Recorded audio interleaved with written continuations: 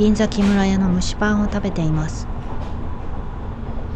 小倉の酒種あんパンも食べます。あんこ大好きです。次は下総立花駅とお知らせがありました。成田線で銚子へ向かっています。無事誰かが乗ってくる前に朝食を済ませられました。次は椎芝駅。週末ですが誰も乗り込んできません。次は松岸駅です。松岸駅を出ます。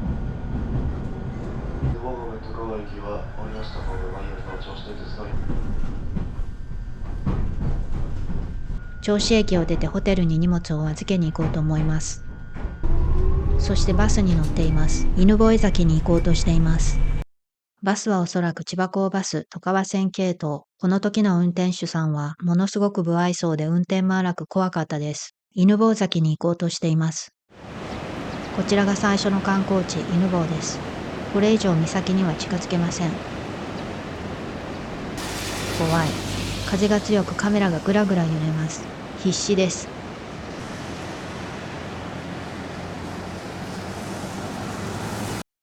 廃墟になった水族館ですね。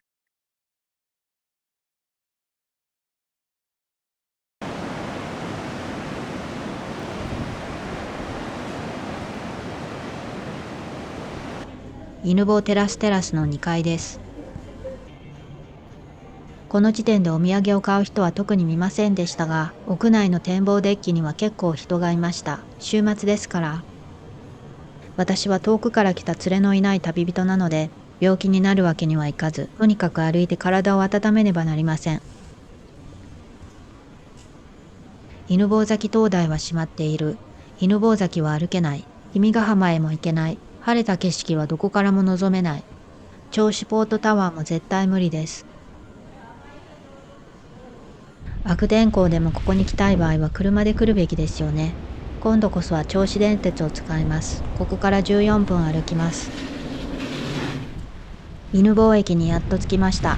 でもなんか変な予感が。鍵がかかってる？ちょっと意味がわかりません。時刻表も見てやってきたのに、廃線とかパニックになっていると、そばの建物から出てくるご婦人に助けを求めに行ったら、改札はこの建物の中だと親切に教えていただきました。もう寒いし疲れているし、これ以上歩けないと思って泣きそうだったので、その優しさに癒されました。銚子に向かいます。犬吠を離れて間もなくの様子です。次は君ヶ浜と聞くと悔しくなります。誰もいません。ワンマン電車だった気がします。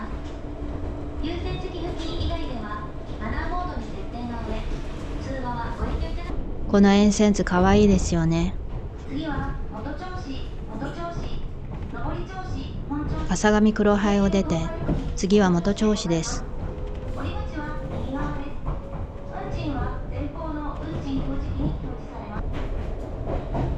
ジャングルの中を突っ切っているように見えませんか？元銚子駅の様子です。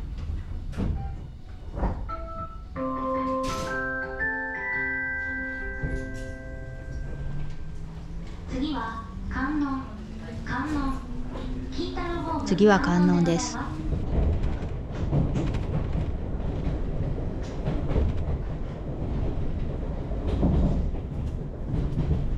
人が乗ってきました。中野町駅の様子です。次が銚子です。終点の銚子で降りました。銚子セレクトショップです。大きなせんべいの袋と地酒を買いました。浜口五稜さんの日です。浜口さんは稲村の日の話の元になった方で、政治家、実業家でもあり、山佐醤油7代目の当主を務めた方です。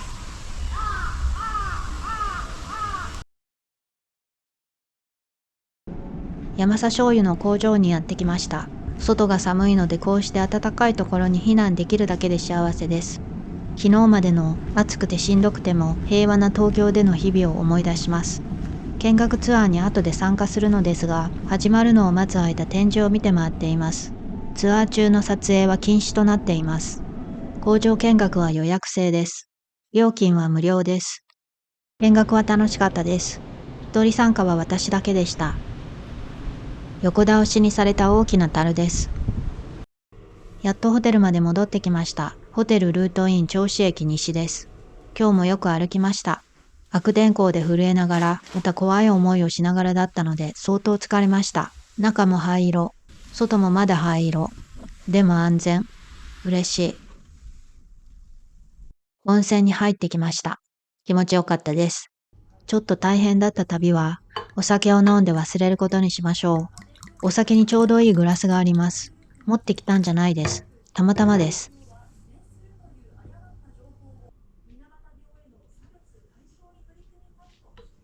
マグロの切り身と、セレクトショップで買ってきた割れせんべいです。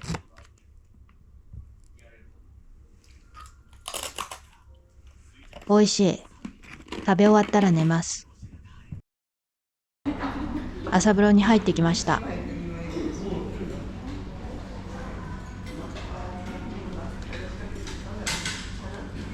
朝食も美味しくいただきました。最後までご視聴ありがとうございました。